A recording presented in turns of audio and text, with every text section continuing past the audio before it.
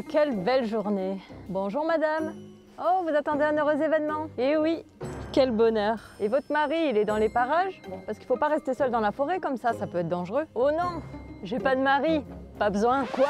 Pas de mari? Non mais quelle horreur! Vous êtes un vrai danger pour la société, il faut vous enfermer! Eh oui! Ça se passait vraiment comme ça. Salut les lectrices et les lecteurs! Aujourd'hui, on va parler de thrillers et de polars qui m'ont bien énervé. Pas parce qu'ils étaient mauvais, non, mais parce qu'ils traitaient de sujets révoltants. On commence tout de suite par le tome 4 de la saga du département V qui s'intitule Dossier 64. Cette série policière est écrite par le Danois Jussi Adler-Olsen. Avec ce nouveau tome, publié en 2014 aux éditions Albin Michel, l'auteur sort des oubliettes le sinistre souvenir de l'île de Sprogo au Danemark. Dans cette nouvelle affaire, 4 disparitions inexpliquées, survenues dans les années 80, se retrouvent sur les bras des enquêteurs. Et cette histoire va les faire remonter encore plus loin dans le temps, dans les années 50. Alternant entre passé et présent, on va rapidement découvrir les horreurs qui se sont passées sur cette île du Grand Belt. Bon, t'arrêtes ton suspense, oui? Une clinique avait été ouverte sur cette île et dans les années 50, des femmes asociales, des filles mères ou des prostituées y étaient internées. Et beaucoup d'entre elles y ont même été stérilisées de force. Sans compter les abus et les violences qu'on pouvait trouver dans ce type d'établissement si isolé. C'est avec cette clinique que la réalité rejoint la fiction. Car tous les événements à propos de ce lieu ont réellement existé. Oh, et n'allez pas croire que c'était dans les années 1800. Non, non, non. C'était entre 1920 et 1960. Hier, quoi. Bref. En plus de mettre en avant cette triste affaire d'internement, Dossier 64 est un très bon thriller que je vous conseille. C'est mieux d'avoir lu les 3 précédents pour l'évolution du trio, mais si vous ne deviez en lire qu'un, clairement, pour moi, c'est Dossier 64. C'est le tome que j'ai trouvé le plus intéressant des 4 que j'ai déjà lus. Et en plus, l'intrigue policière a su me surprendre. Ah ouais, vraiment en plus.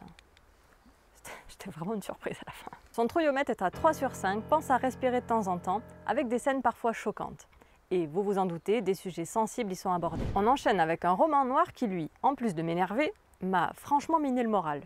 Il s'agit de La vraie vie, écrit par Adeline Dieudonné. Publié en 2018 aux éditions de l'Iconoclaste, ce roman aborde des thématiques intemporelles, ce qui est d'autant plus terrible. Dans cette histoire, pas de cadre exceptionnel.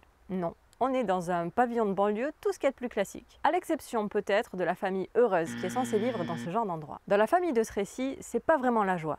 Le père adore les cadavres, ceux d'animaux bien sûr. La mère, elle, est une amibe, ce qui n'est pas un animal, heureusement pour elle. Puis il y a aussi 2 enfants, un petit frère et une grande sœur qui s'accommodent du présent, jusqu'au jour où tout bascule et où le petit frère perd son sourire. Franchement, je pensais pas qu'un roman aussi court pourrait autant me révolter.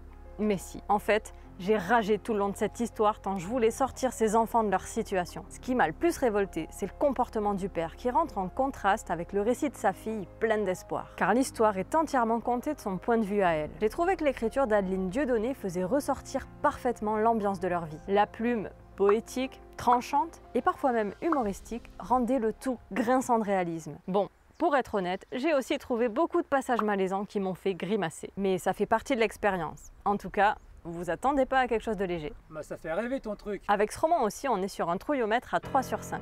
On a une ambiance glauque, des détails macabres et des faits marquants. L'autrice aborde aussi des sujets difficiles tels que les violences domestiques et les violences animales. On enchaîne avec un auteur français et un sujet qui est, hélas, d'actualité depuis de trop nombreuses années. Il s'agit de Seules les bêtes de Colin Neal.